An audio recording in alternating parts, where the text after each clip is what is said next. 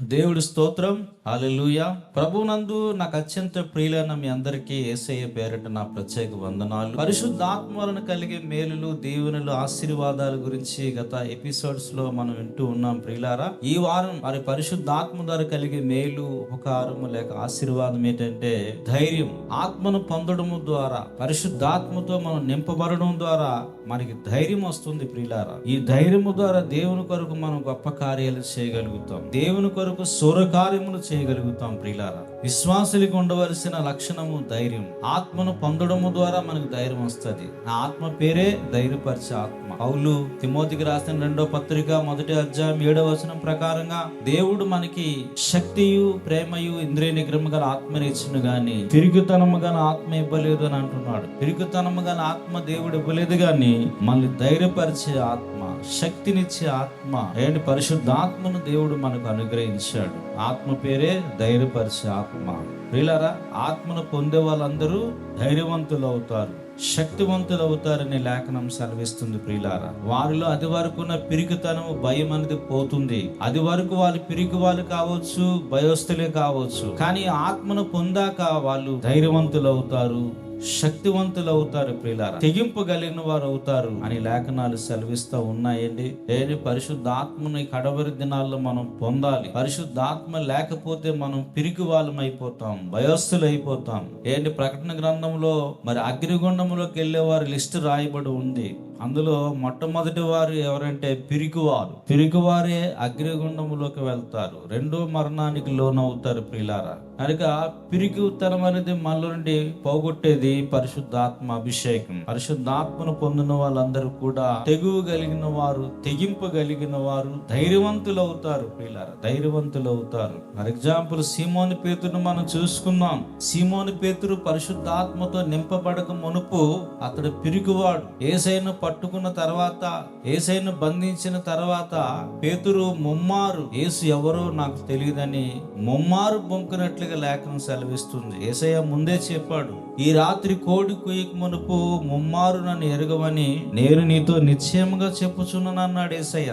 మరి ఆయన చెప్పాడు కాబట్టి జరుగుతుంది. పేతురు యేసయ్య అన్నట్లుగా 3 సార్లు ఆయన ఎవరో నాకు తెలియదని ఒట్టు పెట్టుకున్నట్లుగా, శపించుకున్నట్లుగా, మొదలు పెట్టినట్టుగా లేఖనం సెలవిస్తుంది. మత్తయి సువార్త 26వ అధ్యాయము 74-75 వచనాలు ఈ మాటలు మనకు కనబడతాయి ప్రియులారా. పేతురు భక్తుడు ఆయన ఎవరో నాకు తెలియదు, ఆయన ఎన్నడూ ఎరగలేదని చెప్పడానికి గల కారణము అతనిలో ఉన్న పిరికితనము, భయము. తను కూడా బంధిస్తారేమో అని భయముతో, పిరికితనముతో 3.5 సంవత్సరాలు ఆయనను వెంబడించిన యేసునాథుణ్ణి తాను ఎవరో తెలియదు అన్నట్టుగా మాట్లాడాడు ప్రియులారా. కానీ పరిశుద్ధాత్మను పొందాక, పెంతెకొస్తేన పండగ దినాన మేడగదిలో 120 మంది మీదకి పరిశుద్ధాత్మ దేవుడు బలముగా దిగి వచ్చినప్పుడు అందులో పేతురు భక్తుడు ఉన్నాడు. పేతురు ఆత్మతో నింపబడిన తర్వాత ఆయనను గురించి ధైర్యముగా సాక్ష్యం ఇచ్చినట్లు లేఖనం సెలవిస్తుంది ప్రియులారా. అపోస్తల కార్యాలు 4వ అధ్యాయము ప్రియులారా మనం చూసుకున్నట్లయితే అక్కడ పేతురు భక్తుడు అంత ధైర్యంగా మాట్లాడుతున్నాడు. మేము విన్న వాటిని, కన్న వాటిని చెప్పకుండలేమని తెగువతో మాట్లాడుతూ ఉన్నాడు ప్రియులారా. ఎందుకంటే యేసు నామమును బట్టి మీరు బోధించకూడదు, యేసు నామమును బట్టి మీరు ప్రకటించకూడదని సమాజ మందిరపు అధికారులు హెచ్చరించినప్పుడు పేతురు భక్తుడు అంటున్నాడు, మేము విన్న వాటిని, కన్న వాటిని చెప్పక ఉండలేము. దేవుని మాట వినడం న్యాయమా, మీ మాట వినడం న్యాయమా? మీరే చెప్పండి అంటున్నాడు. కాబట్టి మేము దేవుడి మాట వింటాం. మేము ఏదైతే చూసామో, ఏదైతే విన్నామో దానిని మేము చెప్పకుండలేమని తెగేసి ధైర్యంగా చెప్పగలుగుతున్నాడు సీమోను పేతురు. అది వరకైతే ఆయన ఎవరో నాకు తెలియదని ముమ్మారు అబద్ధం ఆడిన ఈ సీమోను పేతురు ఇప్పుడు ఆయన కోసం ముందుకు వచ్చాడు. ఆయన గురించి ముందుకొచ్చి ఆయన గురించి ధైర్యంగా సాక్ష్యం ఇస్తున్నాడు. అధికారులు ఆయన హెచ్చరిస్తూ ఈ నామం పేరటను బోధించకూడదని హెచ్చరించినప్పటికీ కూడా సీమోను పేతురు ఏమాత్రం భయపడక, నేను ఏదైతే చూసానో, ఏదైతే విన్నానో అది నేను చెప్పక ఉండలేను అని తెగేసి చెప్పినట్లుగా మనకి లేఖనం సెలవిస్తుంది. అపోస్తల కార్యాలు 4వ అధ్యాయము 18, 19, 20 వచనాలు మనకి కనబడుతుంది ప్రియులారా. మనం చదువుకుంటే అందులో ఉంటది. ఈ తెగువ, ఈ ధైర్యము సీమోను పేతురికి ఎందుకు వచ్చి, ఎలాగొచ్చింది అంటే పరిశుద్ధాత్మ వలన. పెంతెకొస్తేన పండగ దినాన పరిశుద్ధాత్మను ఎప్పుడైతే పొందాడో అప్పటి నుంచి సీమోను పేతురులోకి ధైర్యం అనేది వచ్చింది, తెగువ అనేది, తెగింపు అనేది వచ్చింది ప్రియులారా.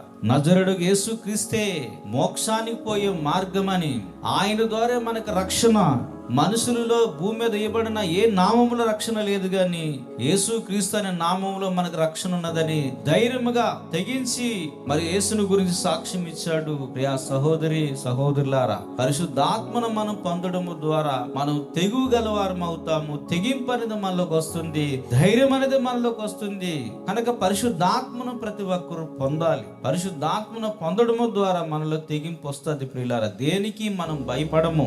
సింహ బోనులను చూసి దానియేలు భయపడలేదు. అగ్నిగుండాన్ని చూసి షద్రక్ మేషక్ అబేద్నెగోలు భయపడలేదు. ఏమండి, ఈ అగ్నిగుండములో నుంచి మమ్మల్ని రక్షించుటకు మా దేవుడు సమర్థుడని చెప్పి, ఒకవేళ మా దేవుడు ఈ అగ్నిగుండములోనే మమ్మల్ని తప్పించకపోయినా రక్షించకపోయినా, రాజా నువ్వు నిలబెట్టించిన ఆ ప్రతిమకు నమస్కారం చేయమని తెగేసి చెప్పారు. ఎక్కడి నుంచి వచ్చింది ఆ తెగువ, ఆ తెగింపు, ఆ ధైర్యం? అంటే పరిశుద్ధాత్మ వలన. మనం పొందే ఆత్మ పిరికితనము గల ఆత్మ కాదు, మళ్ళీ ధైర్యపరిచే ఆత్మ, మళ్ళీ తెగువ కలుగు చేసే ఆత్మ, తెగింపునిచ్చే ఆత్మ మనం పొందుతున్నాం ప్రియులారా. అలాగే దానియేలు కూడా ఇటు శాసనము సంతకము చేయబడిందని సంగతి తెలుసున్నప్పటికీ, ప్రాణాపాయం పొంచున్నదని సంగతి దానియేలుకు తెలుసున్నప్పటికీ, తన ఇంటికి వెళ్ళి తన ఇంటి కిటికీ గదులు యెరూషలేం వైపు విప్పి ముమ్మారు ప్రార్థన చేసినట్లుగా అక్కడ రాయబడి ఉంది. ఏమండి, అలా ప్రార్థన చేస్తే తనని తీసుకెళ్లి సింహం బోనులు వేస్తారని దానియేలుకు తెలుసు. అయినప్పటికీ కూడా ఆ సింహం బోనులకు దానియేలు భయపడలేదు, దేవునికి ప్రార్థన చేయడం మానలేదు. అలాగే రాజు నిలబెట్టించిన ప్రతిమకు నమస్కారం చేయడానికి ఇష్టపడలేదు.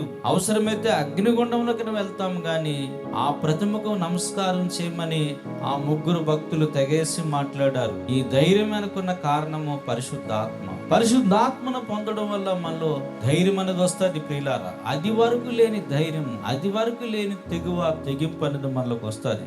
ఏమంటే, దావీదు గొలియాతును చూసి భయపడలేదు. ఆ తర్వాత వింతైన మృగము, సింహము, ఎలుగుబంటి కలిసి వచ్చిన మృగాన్ని చూసి భయపడలేదు. ఇశ్రాయేల్ అందరూ కూడా ఈ గాతు వాడైన గొలియాతును చూసి భయపడుతున్నారు కానీ దావీదు మాత్రం భయపడలేదు. దావీదు ఎందుకు భయపడలేదంటే, దావీదు మీదకి దేవుని ఆత్మ బలముగా దిగి వచ్చాడు కనుక దావీదులో ధైర్యం వచ్చింది. దావీదు తెగించి ముందుకు వచ్చాడు ఆ గొలియాతుతో యుద్ధము చేయడానికి. ఇశ్రాయేలున్న సైనికులందరూ కూడా అతను చూసి భయపడి పారిపోతుంటే, దావీదు మాత్రము ఈ సున్నతి లేని ఫిలిష్తీయుడు ఆపాటి వాడని తెగేసి మాట్లాడుతున్నాడు. వాడు తల నరికి తీసుకొస్తానండి దావీదు తెగేసి మాట్లాడడానికి గల కారణము అతని మీద ఉన్న అభిషేకము, పరిశుద్ధాత్మ నింపుదల. పరిశుద్ధాత్మతో మనం నింపబడాలి. పరిశుద్ధాత్మతో మనం నింపబడినప్పుడు ప్రియులారా, మనకు ముందున్న పరిస్థితులు, వ్యక్తులను ఎవరినైనా సరే ప్రియులారా మనము దానిని పట్టించుకోము.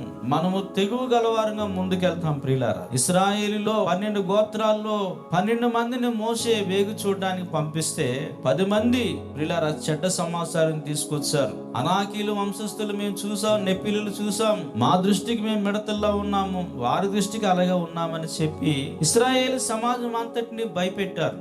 కానీ నూను కుమారుడైన యెహోషువ అలాగే కాలేబు నిండు మనసుతో దేవుణ్ణి వెంబడించి ఏమన్నారంటే, మనము నిశ్చయముగా దేశాన్ని స్వతంత్రించుకుంటామని చెప్పి ధైర్యంగా మాట్లాడారు. ఈ 10 మంది 70 అడుగులు ఎత్తున్న మనుషులైన నెఫీలీలను, రాక్షసులు చూసి భయపడితే, యెహోషువ కాలేబు మాత్రము వాళ్ళు చూసి భయపడలేదు. ఎందుకు భయపడలేదు అంటే, వారి మీద ఉన్న పరిశుద్ధాత్మ అభిషేకం. పరిశుద్ధాత్మ మన మీదకి వచ్చాక మనము ధైర్యవంతులం అవుతాము, తెగింపు కలిగిన వారం అవుతాము. ఈ కడవరి దినాల్లో జీవిస్తున్న మన అందరము పరిశుద్ధాత్మను అడిగి పొందాలి. అలా పొందడము ద్వారా మనలో ధైర్యం అనేది వస్తుంది. దేవుని కొరకు రోషం పూనుకొని బ్రతుకుతాం, పౌరుషం గలవారుగా బ్రతుకుతాము. దేవుని కొరకు గొప్ప కార్యాలు, అద్భుతాలు చేయగలుగుతాము. ఇదిగో రాబోతున్న మహాశ్రమల కాలానికి మనం సిద్ధపడతాము. కానీ పరిశుద్ధాత్మతో అభిషేకించబడిన వాళ్ళు మహాశ్రమలను చూసి భయపడు. సరికదా, రాబోతున్న ఆ ప్రపంచ రాజు, క్రీస్తు విరోధి, అంత్యకాలపు అబద్ధ క్రీస్తుతో యుద్ధానికి సిద్ధపడతారు. ఆదికాండం 11 అధ్యాయములో నిమ్రోద్ అన్నవాడు చనిపోయి పాతాళానికి వెళ్ళాడు. ప్రకటన గ్రంథం 11 అధ్యాయములో వాడు పాతాళం నుంచి బయటకు వస్తున్నాడు. ఎందుకంటే పరిశుద్ధులతో యుద్ధము చేయడానికి వస్తున్నాడు. వాడితో మనం యుద్ధము చేయాలంటే మనలో ఉండవలసిన లక్షణము ధైర్యము. ఈ ధైర్యము తెగువను బట్టే వాడితో మనం పోరాడుతాము. ఈ ఆధ్యాత్మిక యుద్ధ రంగానికి మనం సిద్ధపడాలంటే, ఆ క్రీస్తు విరోధం మనం యుద్ధము చేసి వాడిని జయించాలంటే మనలో ఉండవలసిన లక్షణము తెగింపు, ధైర్యం. దాన్ని ఇచ్చిన వాడు పరిశుద్ధాత్మ దేవుడు. కనుక ప్రియా సహోదరి సహోదరులారా, పరిశుద్ధాత్మను అడుగుదాం. తను అడుగు వారికి నిశ్చయముగా దేవుడు పరిశుద్ధాత్మను అనుగ్రహిస్తాడు. విశ్వాసముతో అడిగి ఆత్మను పొంది ధైర్యము గలవారుగా, ధైర్యవంతులుగా, తెగువ గలవారుగా కనబడదాం. అట్టి కృప దేవుడు ఈ వాక్యం వీక్షిస్తున్న ప్రతి ఒక్కరికి కలుగుజేయును గాక. ఆమేన్.